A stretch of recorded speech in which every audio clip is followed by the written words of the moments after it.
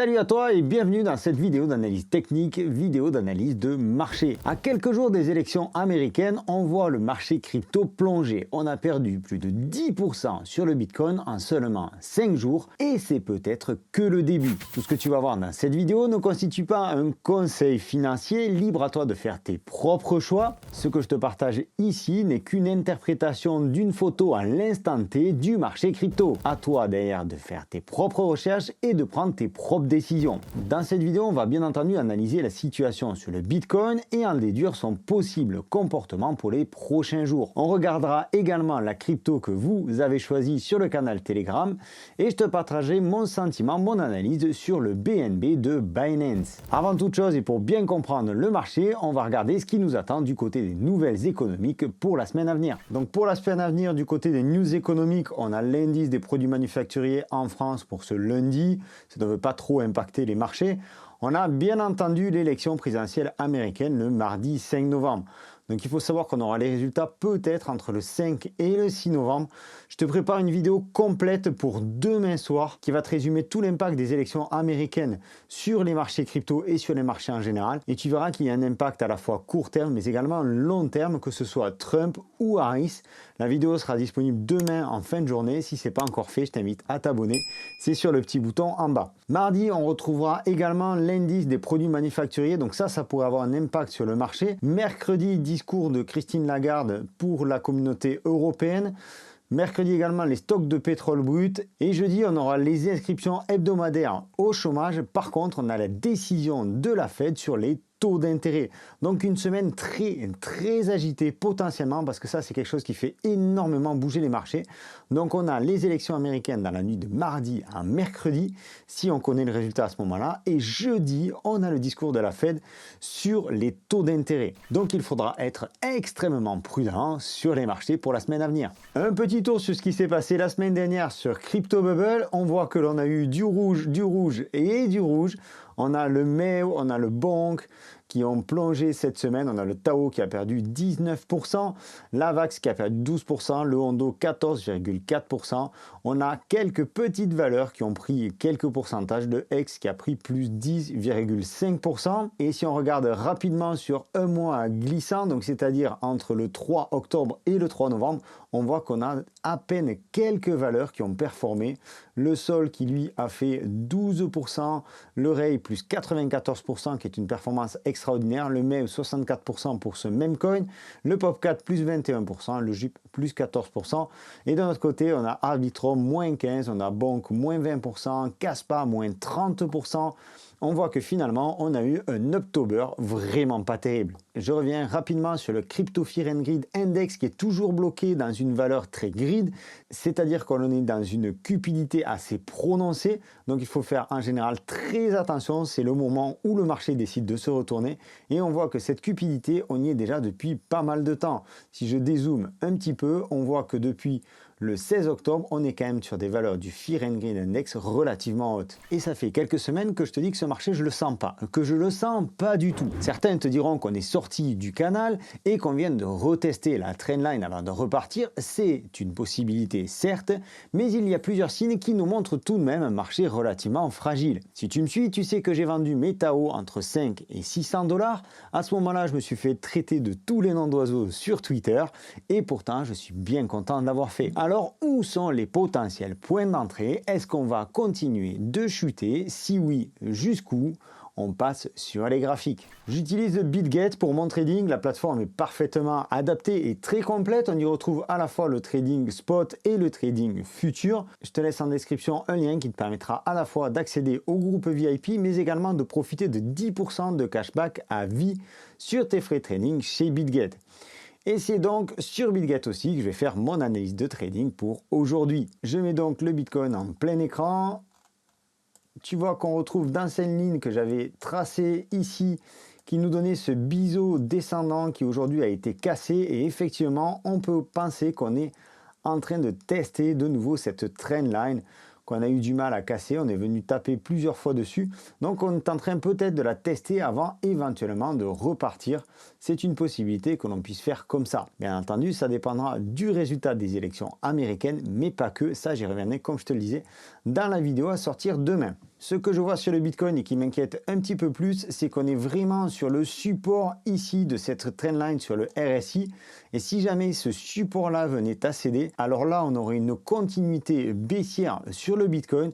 Bitcoin qui pourrait venir rechercher ici les 60 000 $ assez rapidement, voire même le bas de ce biseau sur les 48 000 $. Pour revenir rapidement sur le RSI, on voit que ici on avait un point de pivot qui lui a été cassé par le haut 2 fois et qui a été assez rapidement réintégré, ce qui n'est pas forcément bon signe pour la suite non plus. On pourrait penser que l'on a finalement aujourd'hui quelque chose qui se dessine comme étant un canal horizontal, un canal de consolidation sur le Bitcoin. Quelque chose qui pourrait correspondre à cette figure-là entre les 52 722 $ et les 73 880 $, c'est-à-dire le plus haut connu aujourd'hui sur le Bitcoin.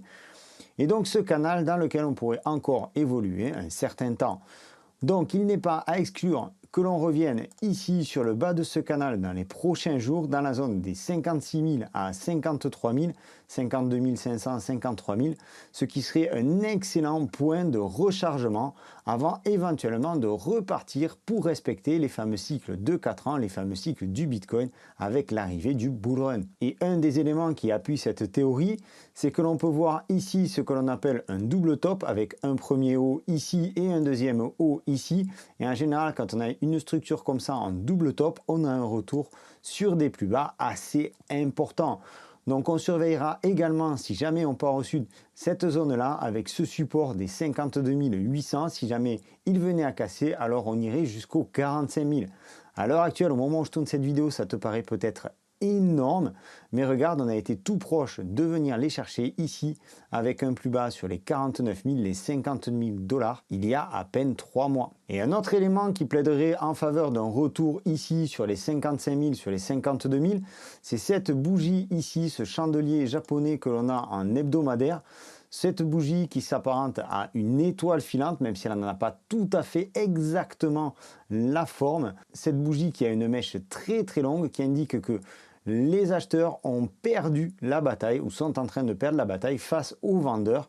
Et donc on pourrait avoir un retournement, passer d'une phase haussière vers une phase baissière. Donc pour résumer sur le Bitcoin, il conviendra de surveiller ces niveaux ici, ces niveaux clés sur les 65 592, qui a été aussi une résistance par ici et un support ici il y a quelques jours. Ensuite, on aura ce support-là sur les 60 000 $ qui a été un support ou une résistance extrêmement bataillée. Et si jamais ça casse, eh bien on pourra commencer à poser des ordres sur les 52 000, sur les 55 000 $, voire même ici par extension sur les 44 à 48 000 $. Tu peux me dire en commentaire si ce format de vidéo à raison de à peu près une fois par semaine te convient. Ces dernières semaines, j'en ai fait un petit peu moins, tout simplement parce que pour moi, le marché n'avait pas de sens, n'avait pas de direction très claire et je n'ai pas envie de parler, de faire des vidéos pour ne rien dire. Tout ce que tu trouves dans cette vidéo, tous les outils, tu peux les trouver dans le guide gratuit. Là aussi, je te laisse le lien en description de cette vidéo. On passe maintenant sur la crypto que vous avez sélectionnée au sein de la boussole crypto sur le canal Telegram. Je vous ai proposé le Tao, le Sol, le GOAT et le Doge. Vous avez choisi le GOAT. Alors, c'est un meme coin. Je t'en ai parlé dans une précédente vidéo ici sur cette chaîne. Ça va pas être forcément très évident d'analyser, mais on va voir ce qu'on peut en tirer. Donc le GOAT qui est une crypto qui a été mis en avant par une IA totalement autonome depuis Twitter et qui donc a fait une belle hausse ici entre son prix d'introduction et un plus haut ici sur les 0,91, donc seuil psychologique des 1 $ qui n'a pas été franchi et qui aujourd'hui connaît un retracement assez important. Je vais être obligé de réduire mon unité de temps pour avoir une analyse peut-être un petit peu plus fine. Qu'est-ce qu'on peut voir ici? On voit qu'on a un RSI qui est proche des plus bas. Alors ça ne veut pas forcément dire que la crypto-monnaie est en survente. D'ailleurs, elle n'a pas encore franchi l'indicateur à 30. Ça ne veut pas forcément dire qu'il faut l'acheter à ce moment-là. On voit qu'ici, on a quelque chose qui se dessine comme étant un support au moment où je tourne cette vidéo. Mais c'est le genre de crypto qui va très vite. Ce qu'on peut voir aussi, c'est que l'on a un canal descendant qui est en train de se former quelque part comme ceci. Ici, pour moi, on n'a pas de support vraiment clair. On peut aussi penser que l'on a un biseau dans ce sens-là. Bref, l'analyse, tu la trouves peut-être un petit peu tirée par les cheveux ou pas forcément très claire. C'est extrêmement difficile d'analyser un même coin qui a une durée de vie aussi peu importante. puisqu'on se base sur l'historique passé pour essayer de prévoir le futur. Personnellement, pour moi, aujourd'hui, sur le GOAT, je ne ferai absolument rien parce qu'il n'y a rien de clair. Et si je devais passer à l'achat, j'aurais ici une première résistance, ici une deuxième résistance, ici une troisième résistance. Donc, j'aurais quelque chose qui n'est pas forcément hyper lucratif. D'un autre côté, j'ai un support qui sera ici, donc sur le plus bas. Soyons optimistes avec un support ici. Alors, être optimiste ou pessimiste sur la crypto et sur les marchés financiers, ça donne rien de bon. Mais histoire de te dresser un petit peu le tableau, ce que tu peux faire, c'est que tu peux regarder ici comment évaluer donc une position longue, c'est-à-dire à l'achat entre ici et le plus haut de ce côté, ici et le plus bas de ce côté. Donc j'ai un ratio risque qui est à 1,17. Pour moi, c'est clair, je ne rentre pas sur cette crypto. On a exactement le même ratio risque si je la place en short. Seulement aujourd'hui, la tendance, elle est clairement plutôt à la baisse. Puisqu'on le voit ici, on a quand même une grosse pression vers le bas. Et je ne vois pas comment le GOAT à court terme pourrait se retourner si le marché en lui-même ne se retourne pas. Au niveau du RSI, tu vois qu'on a également la même trendline baissière et tant que cette trendline-là ne sera pas cassée, on peut considérer que le GOAT est plutôt orienté à la baisse. En zoomant un petit peu et en allant sur une unité de temps un petit peu plus réduite, c'est-à-dire de l'unité 1 heure, on voit que l'on a ce biseau qui prend une forme assez définie. Donc tant que l'on n'aura pas cassé ce biseau ici à la hausse, pour moi, on restera baissier à court terme. Cependant, je te le dis une fois de plus, ce type de meme coin, ce type de crypto n'est soumis absolument à rien de cohérent. Et même pour une analyse graphique, on a trop peu d'historique pour être totalement précis. Maintenant, on va passer sur le BNB de Binance. J'analyse relativement peu souvent le BNB de Binance, mais je pense qu'il est important de s'y intéresser aujourd'hui. On parle tout de même de la troisième plus grosse capitalisation en crypto et la santé de Binance reflète un petit peu la santé globale du marché crypto. Le BNB, à l'heure où je tourne cette vidéo, qui est en baisse de 3,3% et qui vient ici s'appuyer sur son support. On voit clairement que l'on a un support ici qui a été bataillé plusieurs fois dans cette zone-là. Et si jamais ce support-là vient à casser, on pourrait avoir alors une baisse assez significative du BNB de Binance. On voit également que l'on a ici une autre partie avec une belle résistance ici qui débute sur les 617 $. On voit aussi qu'on avait un triangle de ce côté-là qui est en passe d'être cassé, qui est même en cours d'être cassé. Ça n'augure rien de très bon pour le BNB. Sur ces niveaux-là, on voit que l'on avait une divergence sur le RSI, donc entre le RSI de ce côté et le cours ici, on avait un cours qui montait, un RSI qui baissait, signe d'un potentiel retournement qu'on est en train de vivre, un petit peu comme toutes les cryptos. Donc est-ce que là aussi, comme sur le Bitcoin, on est dans un canal qui aurait donc à peu près cette forme-ci et qui donc pourrait être encore exploité pendant un certain temps avant de trouver la sortie? Quand on regarde également le RSI de ce côté-là, on voit que l'on a cassé la trendline haussière et que l'on tend à aller vers le bas.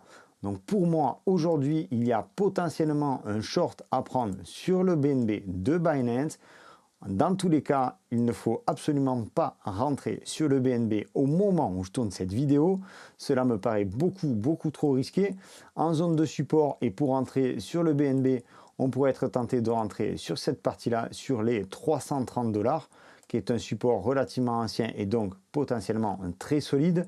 On pourrait éventuellement avoir un rebond ici sur les plus bas, ce qui serait un petit peu plus cohérent sur les 473 $.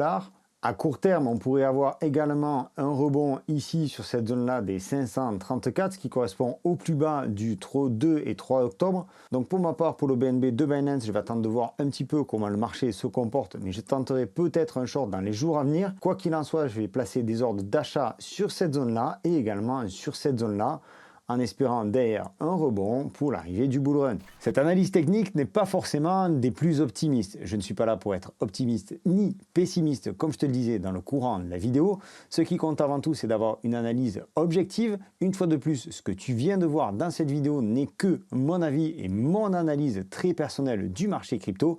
Fais extrêmement attention. Comme je te l'ai dit, en milieu de semaine, on a la réunion de la Fed et juste avant, on a les élections américaines. Il est évident que le marché crypto sera extrêmement secoué. Donc si l'on voit le côté tout de même optimiste de cette vidéo, je t'ai donné des points d'entrée intéressants sur le Bitcoin et sur le BNB. J'espère que tu en feras bon usage. Une fois de plus, ceci n'est pas un conseil financier. À toi de déterminer tes propres points et de faire tes propres recherches. C'était Sylvain pour Objectif Lune. Je te donne rendez-vous dans une prochaine vidéo. D'ici là, prends soin de toi et de tes cryptos. Ciao!